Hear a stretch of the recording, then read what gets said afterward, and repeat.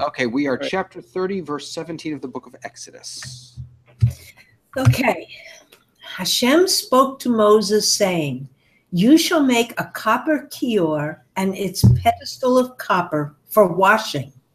Place it between the tent of meeting and the mizbeach, and put water there."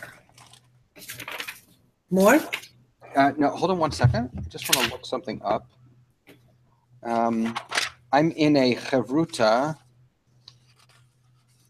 with a rabbi in Israel and a friend of mine in Atlanta. And we're studying the Mishnah Brura, which is a commentary, a modern, early 20th century commentary on the Shulchan Aruch, the Code of Jewish Law from the 16th century. And we just studied this week the selection about washing hands. But now I want to find it. Bear with me a second.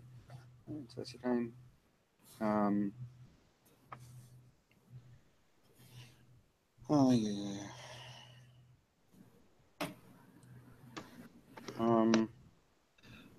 Oh, right. It was talking about... Here we go. So the Shulchan Aruch says, it says you should... that every morning you should wash your hands and you should say the blessing al netilat yadayim. And then the Mishnah Brura says, Yesh al zeh shnei ta'amim. There are two reasons for this. Harosh katav, the Rosh says, Lefishi yadayim shel adam askaniyoten, v'yevshar shelo yigav v'asar. He says that that your hands may be dirty because in the middle of the night you may touch yourself, your private areas. And this is why you have to make this bracha before you say the Shema or the Amidah. Rashba katav, and the Rashba says, Lefi shebashachar achar shena, that in the morning after you wake, after sleeping, anu nasim kavire chadasha, that it's like you're created anew. Tichtiv chadashim lav karim rabba emunatecha. As it's written, we are created new, and for this we say Rabbi Munatecha. We have great thankfulness. We have to thank God, that God created us in God's image. We have to bless God's name. I'm getting to the part, I promise.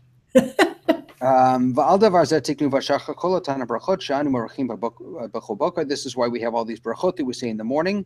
He's talking about the Elohai Neshama, the blessing for our soul, and the Asher Yatzar, the blessing for our bodies. That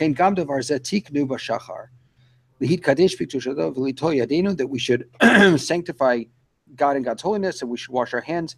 Here's the key, right? So, sorry, let me back up. So they also made this. They instituted this practice of washing your hands in the morning, to cause sanctity to come upon God's holy name or God's holiness, and to wash our hands, min hakli from a vessel, yadav min hakior kodem avodato, just like the Kohen Gadol would sanctify his hands from the kior, from the whatever the word that we just had was, Kior. Laver. The laver, kodem avodato, before his doing his service. Ve'lahalachanu tofsim kishnei ha'ta'amim, and we do it for both of these reasons. And the law is that we should do it for both of these reasons that we're given, one for cleanliness and one for more spiritual reasons, the chumrah le'inyan netila, because as a chumrah, as a being more strict. And we'll talk more about this later on in the thing, in the siman. So in any case, so the idea of washing your hands early in the morning, right when you wake up, before you do anything, is connected to what we have right here. This idea that the Kohen has to wash his hands before they do anything. Now here in a moment we'll see that they wash their feet also, and the Mishnah Berurah actually goes on to say that we don't have to do that anymore, because back then they didn't wear shoes and we wear shoes all the time, so it's not such an issue. But for hands, it's the same idea. Sorry. I just remembered that and I thought it was pertinent. Sorry. Okay. So I am sure that as I was growing up, and my mother said to us every morning, make sure you wash your hands, your face and hands in the morning when you get up. She had no idea that this was the reason. She just thought it was for health reasons. Right. So one of the questions I asked was because, so the two reasons we have here is one, because you may have touched your private areas in the middle of the night. And the second is because this is what the high priest did. So there's this sort of physical cleanliness and spiritual cleanliness. Right. But what I asked is, if it's really about physical cleanliness, why wouldn't it say use soap or, I mean, nowadays antibacterial? I mean, if it's really about physical cleanliness, there seems to be something missing here. So I think that we often, when it comes to kashrut, when it comes to a lot of things, we like to say it's for cleanliness reasons. I'm not sure that that's what this is about. This is but really, is it not? I understand that it's about having possibly handled private parts, but is it still about holy spiritual cleanliness rather than physical cleanliness? The idea of being on a cemetery and washing your hands because you were close to, even if you didn't come in direct contact with a dead body. Right. So yes. And what's interesting about that, so we talked about that also, is that what is one of the reasons we wash our hands when we first get up in the morning is that when you're dead, according to the Talmud, when you're asleep, according to the Talmud, you're 1/60th dead. Right. Right. Okay. And that when you wake up, your that death is leaving you. And so you want to get rid of any remnants of that death. And so you wash your hands, and you wash your hands sometimes 2, sometimes 3 times, because apparently death leaves through your hands. That's the custom. And so you wash your hands once to wash the remnants of death off. Then you wash it again to get any water from the last washing completely off. And you wash it a third time just to be safe. The third time is really sort of the one that seals the deal. Makes the hands incredibly powerful. Yes. Because not only is the death, if you're saying that death comes off through the hands, but I'm thinking about duchening, where you don't watch the Kohanim because the hands are pointing out at you. Right. Right. Woo. Yeah.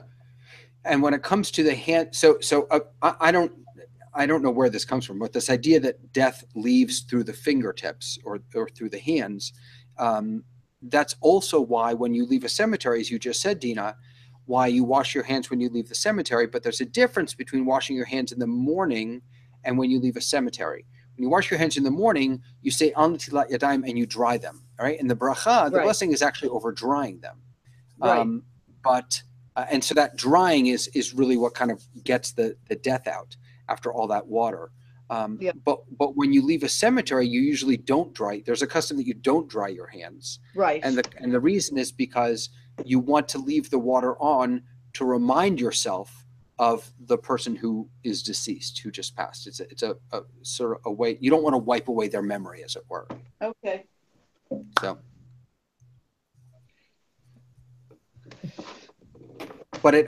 So the death is one piece of it. The other piece of it is what we're reading here, this idea that the high priest would wash his hands in this copper laver before doing any service in the Holy of Holies. Okay, so I have that the laver is not mentioned with the other utensils in the previous chapters because its function was different from theirs. The other pots and vessels caused the divine presence to rest on the tabernacle, whereas the laver served to prepare the Kohanim to carry out their mission.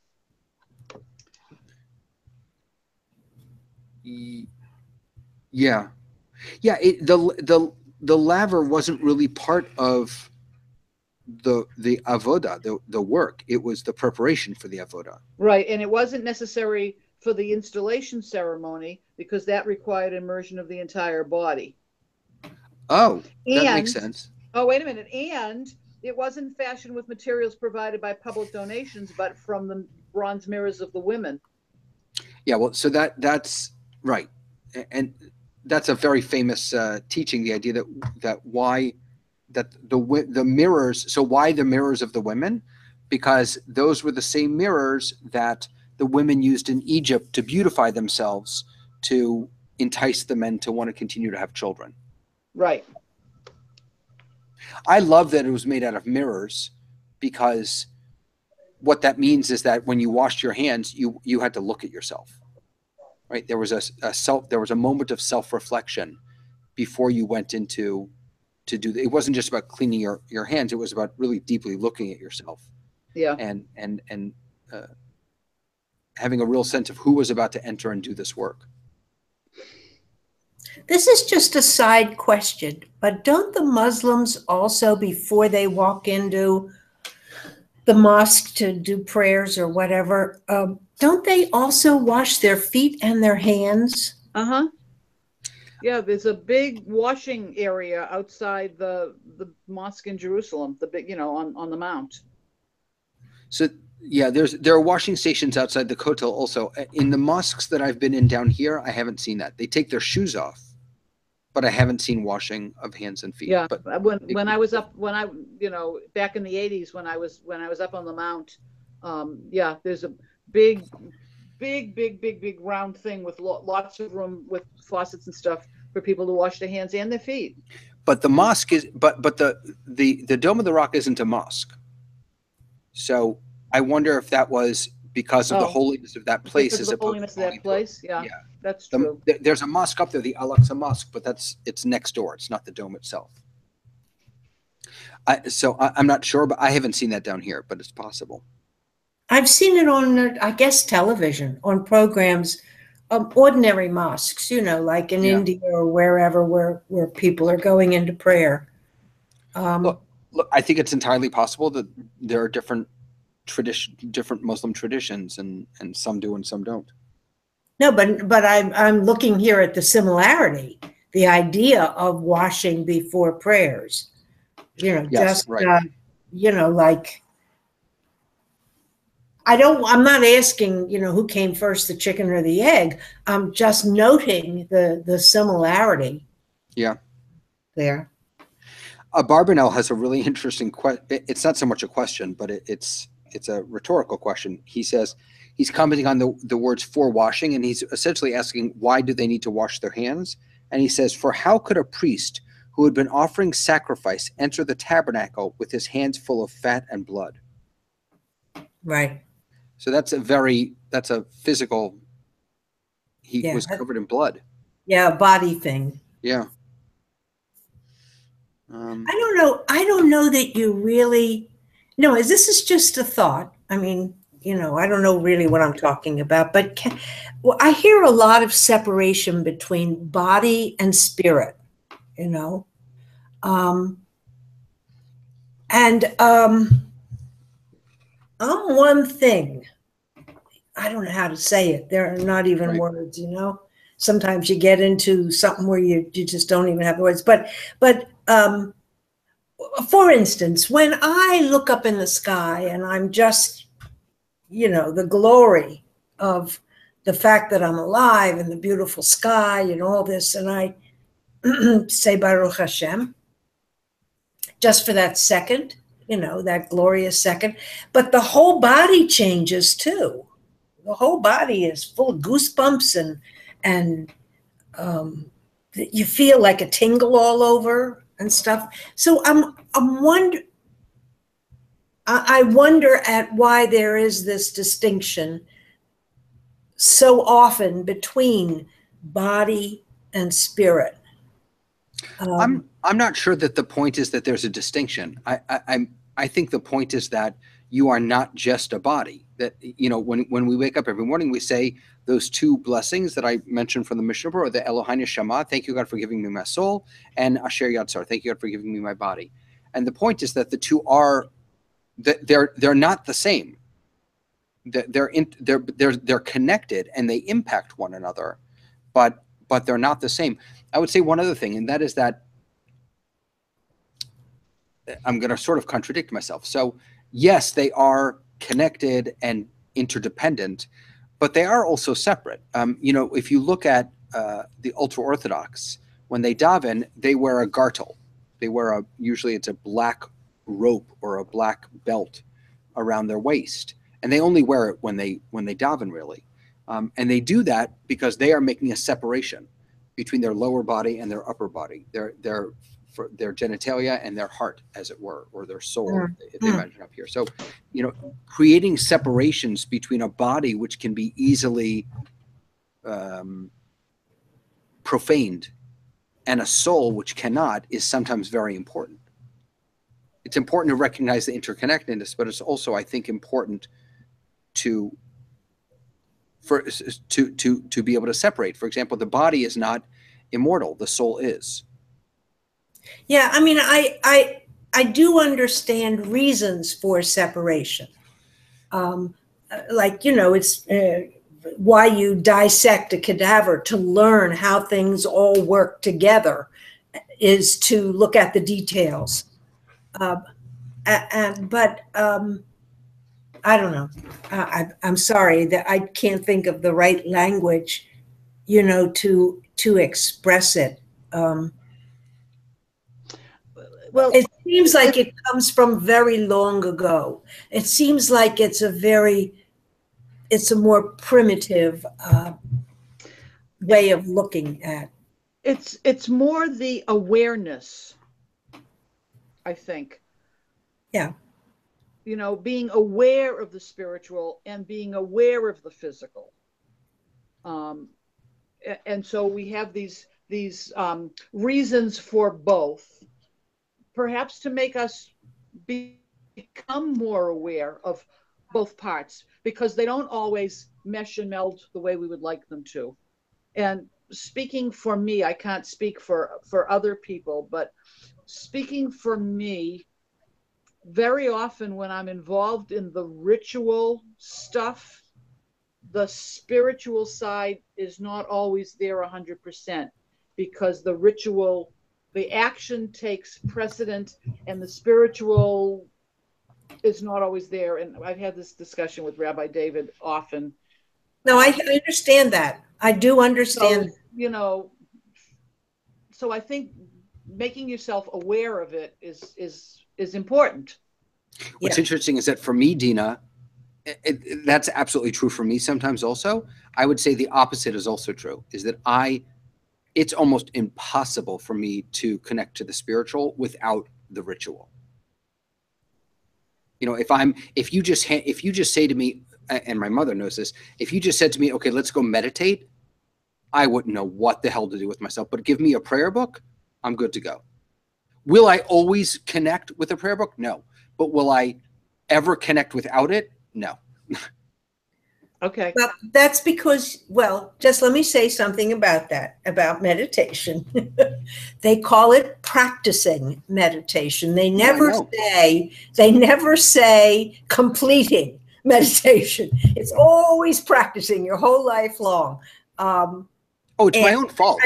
It's my own fault that you've never tried to practice. Right. I've never made the time for it. No, I'm not suggesting that it wouldn't work. I'm just saying where I am right now, it would. Right. But I also see both sides of it, Dina. I see what you said. Absolutely. I have to focus on the physical, let's say. Then I'm not where I want to be when I meditate, okay, or I pray. So I do get that. And then I do get, the other side of it too. And I was just sort of exploring the other side to see if it couldn't be the whole picture eventually. But yeah, you've made me see. I think that would be the ideal. And I've had this discussion with you, Rabbi David, before. I think that, and I agree with you, very often the spiritual does not come without the ritual, but too often the ritual comes without the spiritual. And we've talked about this. Too many of the things, I'm speaking for myself, but I believe that there are many other people in the situation. Too many of the things that I do more out of habit. Automatic, yeah. And with less attention to why I'm doing this. And kashrut is one of these things. I don't delve into in my head about, all the spiritual reasons and everything else. I'm supposed to keep kosher. I keep kosher. I don't think about the why. I just think about, Right. when I'm out shopping and looking for hechshers and all of this stuff. The only one that I still think about, and we've had this before, that I still think about every day and how to do it and when to do it and whatever, is putting on and taking off my shoes. Really? Every day. That's conscious every single day. Huh. You know why? By the way, I have a good reason for why you put on the right shoe first and the left shoe. I just learned this. So it's how the Kohanim. It's first of all how they wash their feet. Right, but why? The question is, why do they do the right first? It's the stronger hand. Not for everyone. So okay, so yes, well, right. Yeah. It's the dominant hand, but yeah. And incidentally, by the way, that your yad yamin, your right hand, the words yad yamin, if you're left-handed, your left hand is called your yad yamin. Yeah. Okay. So yad yamin doesn't really mean right hand; it means dominant hand. But when you're dancing, it means yamina. Yamina means go to the right. Right. But the reason that the right is sort of primary, one of the reasons is that when they were going up to make the sacrifices, they were walking. The ramp went up south, right? It was north to south. They went up to the south, which meant that the Holy of Holies was on their right, which was the west. Okay. And God, let me make sure I get this right. East. Wouldn't that be east? South, north on your right is east. No. North is, if north is behind you, then over here is oh, behind you. I thought you're walking toward the north. No. You're going south. You're going south. You're going south on your way is west. Apparently, God lives in the east, but looks to the south, to the west, rather. And so we want to be looking in the same direction that God is looking. And so that's why that's why the priest walks up that way, and that's why we favor the right, because that's what is the side closer to the Holy of Holies, which is the way that God's presence looks. Okay. Something like that. When you first started this conversation, I thought this was a saka, shoe, a shoe. No, it is. It is. It is. It's exactly what it is. Yeah, but not in those terms. Left, right. It's a shoe, tie. You put your right shoe on first, then you put on your left shoe, then you tie your right shoe, then you tie your left shoe. And taking them off in the opposite direction, in the opposite order. Dina, I think that actually one of the greatest challenges that we have is how do we make sure that ritual and tradition and the physical enriches the spiritual rather than inhibits it. Okay. And we've talked about kitniot, what I call kitniot on the brain, right? That we are so obsessed with these little silly, meaningless rules that we forget the essence. People are so concerned about whether they can use corn oil that they completely don't know anything about chametz on Passover. Right. We forget the essence. And I can remember at least 16 Simchat Torahs when we'd be outside and Dina would be running around like a crazy woman trying to wrap talitot around people who are carrying the Torah. And I'd say, don't worry about it. It's okay. It's okay. That was, I think that was actually a really beautiful moment of how much ritual, is this ritual of wearing a talit, is it helping us or is it getting in the way? And there isn't a right or wrong. It's just two different perspectives on that. But we do that I do that. I struggle with that all the time, is when ritual gets in the way of the spiritual. And yet, like I said, my Jewish life, if I didn't have the ritual, you want to know what's killing me and where I live right now? I can't put up my sukkah because I don't have a backyard. In fact, just this morning I walked outside and I thought, I bet I could put this up in my driveway. I wouldn't have anywhere to put my cars. Maybe I could park my cars in my sukkah. But I think I could put this up in my driveway. We can't put up a sukkah, and I hate it because that physical ritual thing is so important to me. There was a guy in Sharon who always put his sukkah up in his driveway. Yeah, I have Main nowhere to park Street. though. That's the problem. What about on your balcony, off your No. living room? My sukkah's much too big. You kidding me? Well, you'd have to make it temporary for this house. Actually, I think there might be something over it. Whatever. It doesn't. We have a communal sukkah, so it's. Oh, But did I show you, Dina, what I made this summer? Hold on a second. I don't believe so. So these are the tefillin that I made this summer. Did I show you this? No. no. All right. So this is the guy that I'm studying with. He is an ultra orthodox guy from Tzfat, and he came up with an origami tefillin thing. Hold it up higher. There's a. I will. So basically, you start with a flat piece of cloth. You paint it. You do all these folds, and then this is an unfinished one. So I stole an unfinished one, and then you put it all together. You put real klafim inside, the real scrolls, and then you end up with kosher, real leather tefillin. But I literally made them myself. Like I pressed the shin in here. I did all the folding. I put the cloths in. I tied it with the hair, the whole 9 yards.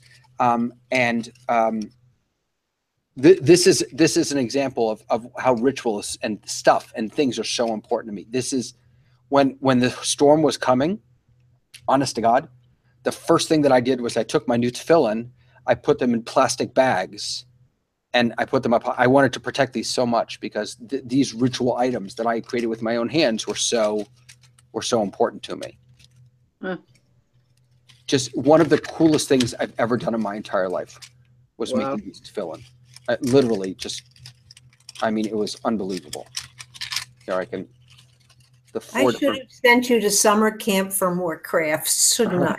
No, I'm not crafty at all, but this is the shorosh, the 4 boxes, and then they all kind of fit in here, and just wild, just amazing.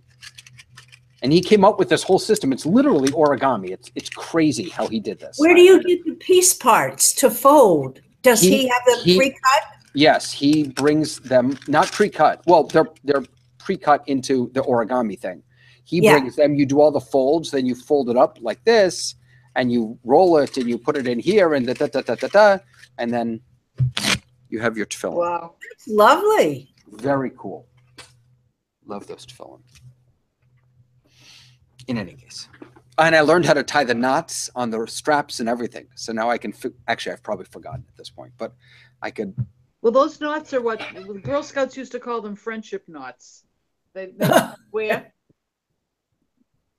I don't think these are friendship knots. These were really. No, but we called them, in Girl Scouts, we called them friendship knots, but I believe that it's the same thing. It's the square made up of four straps going in different directions, right? No, it's one strap. No, I understand that, but it looks like 4 straps. Yeah. I guess so. Yes. Yeah. We used to Girl Scouts when I was in Girl Scouts. We used to have make ties and do that. Yeah. It's a very complicated knot. It was a lot of fun to learn, though. Yeah. Okay. 19 or 18? Did we do 18? Yeah, we did 18. Yeah. From it, Aaron and his sons shall wash their hands and their feet. I think we've been there. When they come to the tent of meeting, they shall wash with water. Wait a minute. Don't go there yet, because I do want to talk about hands and feet. Oh, they're doing the hands and feet. You're right. I mean, we alluded to it, but we didn't actually go there. So, and it says, my translation says they shall wash their hands together with their feet. Right. So Rashi says you put your right hand on your right foot and your left hand on your left foot. Right. Yeah. This symbolizes the idea that the proper service of God requires that all of man's faculties be directed toward the same goal. Thus, the highest part of the body, that is the hands, because they can be raised upward, and the lowest part of the body, the feet, must be sanctified equally and simultaneously. I like that. That's so beautiful. Yeah. So do you sit when you do that, or you just have to have really good balance? it's like playing Twister. Well, we actually are, for the high holidays today, we're going to have some Kohanim who are actually going to do them. Oh, that's fun. Yeah. And 2 Levium are going to help them wash just their hands. Wow, that's neat. But yeah. Nachmanides says, this washing was done out of respect for God. For anyone who comes to the king's table to serve and to handle the king's food and wine must wash his hands. For the hands are always occupied and have touched many things. Excuse me. The priests were also required to wash their feet because they served barefoot and because there are some people whose feet are hideously filthy. That's funny. But according to the true interpretation, this is required because the hands and feet are the top and bottom of man. For the hands getting lifted high, that's what you just said. And the figure of a man with his hands stretched up in this fashion, with his whole body between hands and feet, symbolizes the 10 sphirot. What do you call this in English? The 10, the spherotic attributes. 10 attributes of God. As Sefer Yetzirah says of Abraham, he made a covenant with him between the 10 fingers of his hands, the covenant of the tongue, and between the 10 toes of his feet, the covenant of circumcision. So this washing was an act of holiness. In fact, instead of wash, Onkelos translates sanctify. It is on the basis of this practice that our sages established the washing of hands before prayer so that the worshiper may prepare himself spiritually as if he were a priest lifting his hands to bless the people. Rashi also uses the word sanctify for 19. He would sanctify his hands and feet, washing them at one and the same time. Yeah. Yeah. Okay. All right. Now, Freda, you can go on. Okay. When they come to the tent of meeting, they shall wash with water that they not die. Or when they draw near to the Mizbeach to serve, to raise up in smoke a fire offering to Hashem. So they could die if they did not sanctify themselves. The Torah does not say directly that transgressors will die, because that would imply the death would take place immediately. This is not the case, however, because the heavenly death penalty is weighed in God's scales, and it is he who decides whether and when to impose it or defer it. A human court, however, is totally different. Where the Torah requires that it administer a punishment, it has no discretion to delay or commute. So Rashi says something very different, I think. He says, if they do not wash, they will die.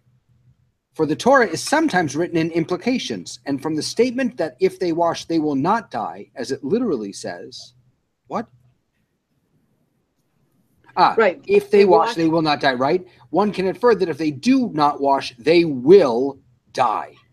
Right, but that could be the future, too. Yeah. It also says that if they don't wash, then it renders the priest's service invalid. Right. Incidentally, that was something we talked about a lot when we were making these tefillin. Like, because there were certain things that had to be done exactly right. And so the question came up, what if you bought tefillin, or you had a mezuzah on your house even, and the cloth wasn't kosher? Have you still fulfilled the mitzvah?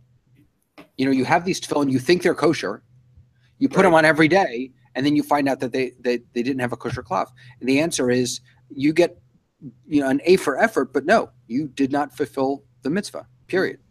And so the same thing is true here, that if they didn't wash, it's their service is, it's as if they didn't do it.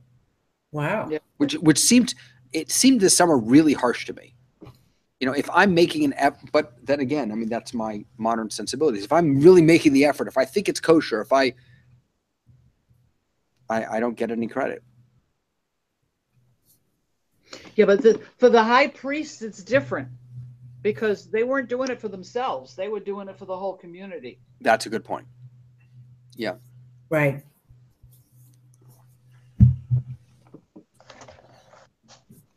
Okay.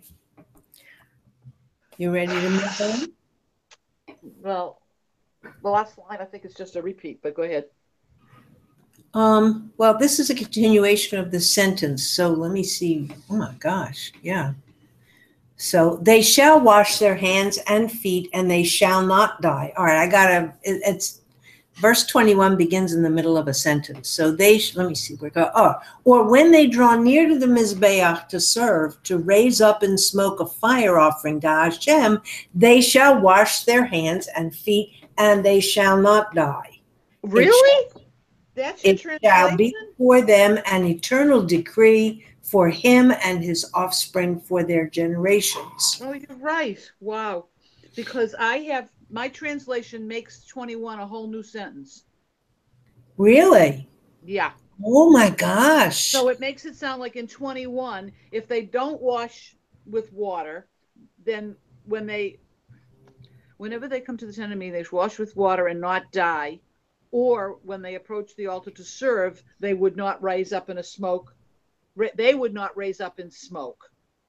But I see what you're saying is, so that they have to wash with water when they it would begin with the altar, or when they or when or they do a burning. The beginning of actually, or when is the beginning of the idea for verse 21. Right. And Eitz Chaim translates it and does it that way in English, but interestingly, Stone just makes 21 a whole new sentence. Right. That is very confusing if that's going on. Well, there are two. So this is a second commandment. And so there's a question, why is it repeating itself? Why is it saying wash their hands and feet again? Ibn Ezra says that it could apply to the descendants of Aaron, right? So the first one just says, you who approach the altar to serve should wash your hands and feet. The second one says, for you and your offspring throughout the ages. So it could be that the second one was, which would make sense that Stone separates it into a second sentence, because this is not for Aaron anymore. This is for his descendants. Yeah. But then he also says, or perhaps it is to warn them that if they do not wash, they're dead men. So it's just an emphasis, he says. Well, but also if you take it, it's that they need to wash when they approach the altar to serve, and they need to wash before they do an offering. So are there other things that they did Yes. at the altar besides, cooking the meat? But it's not just the altar. So if you look at the first one in verse 20, it's when they enter the tent of meeting. The second is when they approach the altar. Right. Okay. Yeah. So two different things. And again, I think that actually goes hand in hand with what Ibn Ezra says, because the tent of meeting was just for Moses and the high priests. The approaching the altar was for all the descendants of Aaron, the Levites. Okay. You ready to go on? Sure. Okay. Hashem spoke to Moses saying, now you take for yourself prime spices, 500 shekel weights of pure myrrh and aromatic cinnamon, half of it, 250, and cane of aromatic spice, 250, and kiddah, 500 in the sacred shekel weight, and a hin of olive oil. Now I like the way that begins. I have solidified myrrh. I have pure myrrh. Yeah. No, solidified in Eitz Chaim. It does say solidified. Nachmani says solidified. The scholars, Maimonides among them, explain that what is meant here is not myrrh, but musk. Ibn Ezra points out that musk is not picked from a tree, but is produced in the throat of a deer. But it may be that the musk is blood that coagulates in the abdomen of a deer-like animal known in India. In the hot days of summer, walking through the underbrush, it rubs the sack, depositing clumps of this blood that can be plucked from the tall grass. Huh. And I have Southern Arabia and Somaliland with sources of this aromatic gum resin. It exudes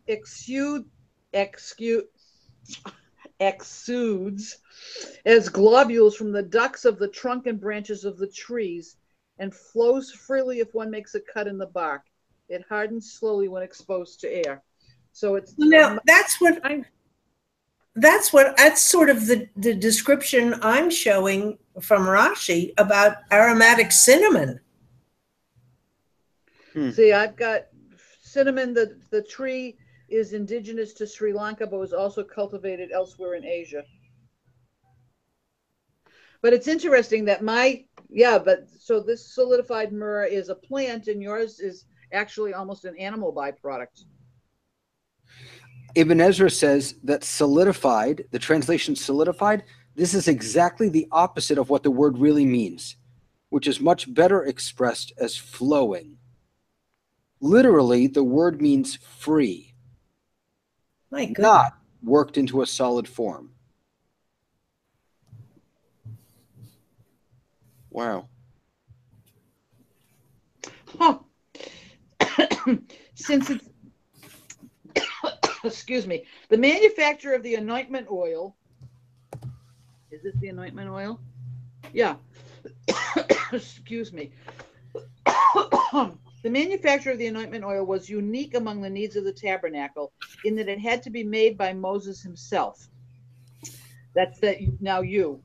Since its function was to achieve a high degree of dedication to God's will, it is understandable that the oil should be made by Moses, the instrument of that will. Indeed, this first supply of oil made by Moses was the only anointment oil ever used, and its whereabouts will be revealed again with the coming of the Messiah.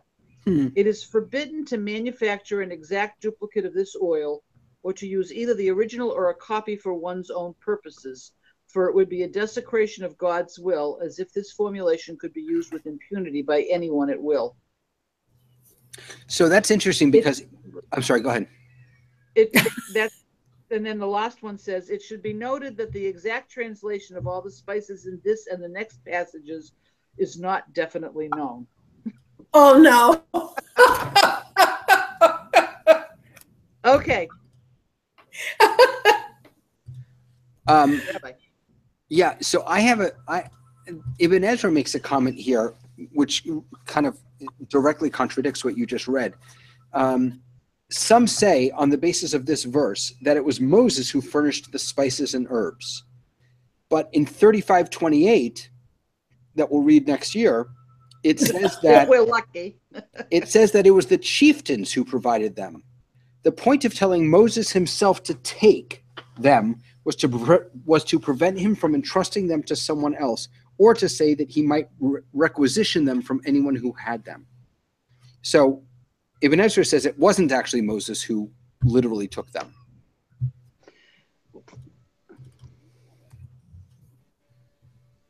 Well, actually, I didn't say that Moses took them. It was Moses who made them. You don't Moses think those are the same thing? Who made the anointing compound? Okay. It doesn't say where he got them from, but that he made it. Okay. But the flowing piece that you referred to goes along with what I had for it coming from the tree, because when you cut the bark, it's freed and it flows. Right. It's interesting. Can I ask a question about the first two words of my Rashi translation of 23, which is, now you take for yourself, blah, blah, blah, blah, blah, blah, blah. This goes with what you said about how Moshe does the mixing, the preparation of these things. And he's given a recipe here of how much and what. So the Hebrew is really interesting. Ve'ata kach lecha. So ata, spelled with an ayin, means now. Ata, spelled with an aleph, means you. Right. Kach lecha is a lot like lech lecha. Remember, lech lecha is go, and most people translate as go for your own sake, or go to yourself. So kach lecha means take for yourself. So the translation of and now, take. I'm not sure I agree with the now, because it's spelled with an aleph here. It's not ata with an ayin. It's ata with an aleph. And so it's you take for yourself, or take. It's not. You can't say take yourself. It's take to yourself or for yourself. Yeah. Or for your own sake. My translation says next, take choice spices. Right. You're working with the JPS translation. Yeah. Yeah. That is a really interesting phrasing, though. Well, to me, that reads like a recipe. Yeah. And specifically, Moshe is the one who should be the cook or the chef. Right. Right. You're right. It really is a recipe. Yeah. We should put together a biblical recipe book. Although we're not allowed to, because Dina just said we're not allowed to try and recreate this. Well, we can make the book. We just can't cook the recipe. We can't make the recipe.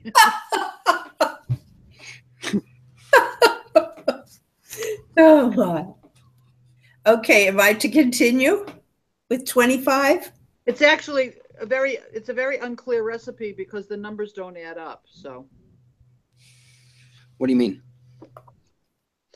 500 weight of solidified myrrh, half as much, 250 of fragrant cinnamon, 250 of aromatic cane, 500 by the sanctuary weight of cassia, and a hint of olive oil. Yeah. But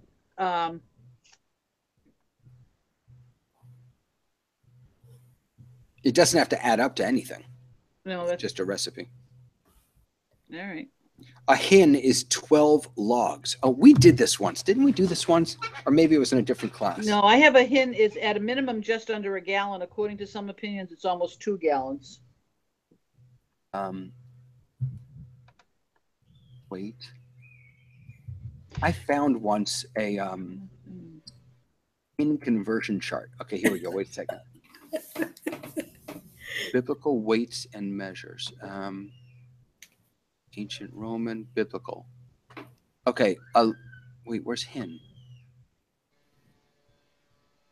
A core. Oh, they don't have hin here. A log, a kav, a se'ah, an ephah, leket, a core. Let me try this other one. Biblical weights and measures.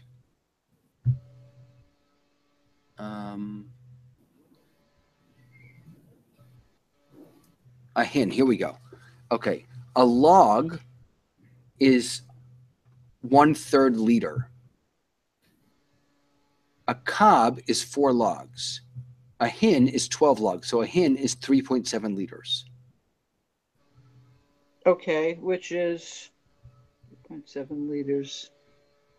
Just under a gallon. Yeah. Huh. Okay.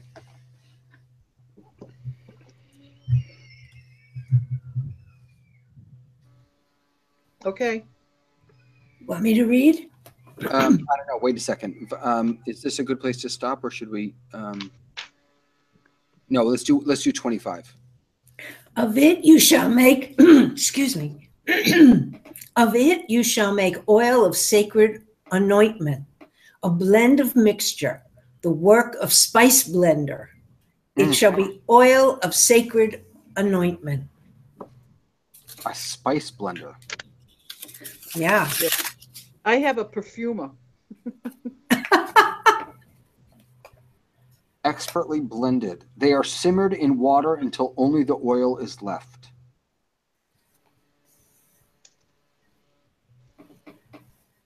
Blending implies they are mixed until one absorbs the aroma or the taste of the other. The art of the perfumer is more literal in that it recognizes that rokeah is the term that refers to one who is expert in this process. The straightforward explanation of this is that the oil was made by first soaking the roots in water so that they would not absorb the oil. They would put the pounded spices in a container of water to which they would add a hin of olive oil. They would set this container on top of another container full of water, a double boiler, which they would put over a low fire of coals. They would simmer it until all the water had evaporated, leaving the oil to absorb all the fragrance. This is how perfumers always make fragrant oils. The text was able to say this tersely, expertly blended in the way that the experts are known to do it. All right, you ready for this? This'll blow your mind. The word kodesh is used to denote two concepts. A, separation. Thus, God is called holy in the sense that he is so superior to all else that he is totally separated from them. This concept is symbolized by the olive oil, for it does not mix with other liquids.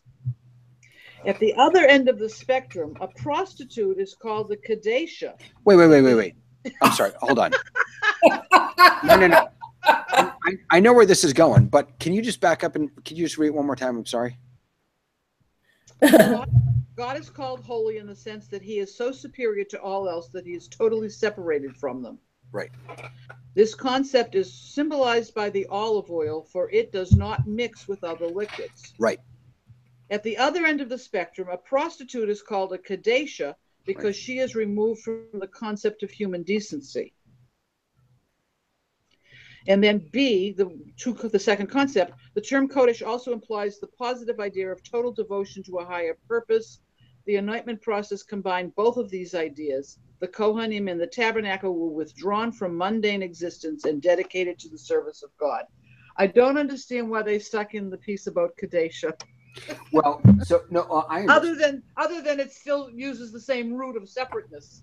Right. No, I understand. It's because they are right. It's about separateness, and what that does is it reinforces the definition that I have of holiness that I wrote about in my book, The Search for the Sacred.